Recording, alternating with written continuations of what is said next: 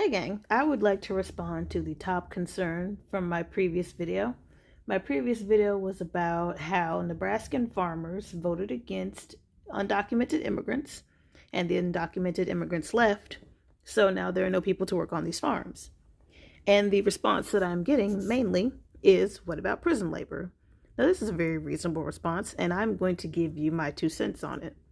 Mind you, I know a little bit more about prison labor than I do about farms. I just learned a few weeks ago that SNAP is a farm subsidy, so please listen to people more educated than I am on this topic. But here is my long story short. From my experience of what I know about private prisons. 1, there aren't enough prisoners in Nebraska. And 2, sending prisoners across state lines has more logistics than people give it credit for.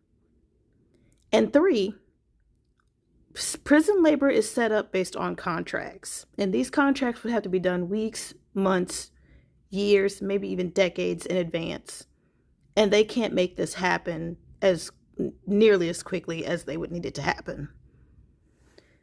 And 4, when people think of getting prison labor, they think of the major corporations that already do it: McDonald's, Walmart, so on and so forth, basically international companies.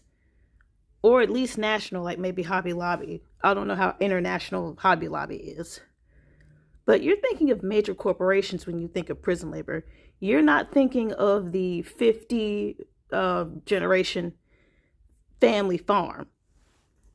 And the family farm's profit margin is already very thin, which is why they are basically the top employers of undocumented immigrants. They can't afford to pay American workers, and God forbid they get a union. So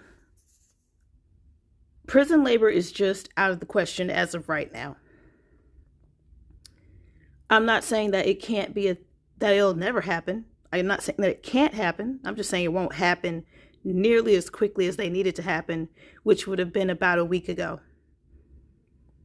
So yeah, that is my response to that question.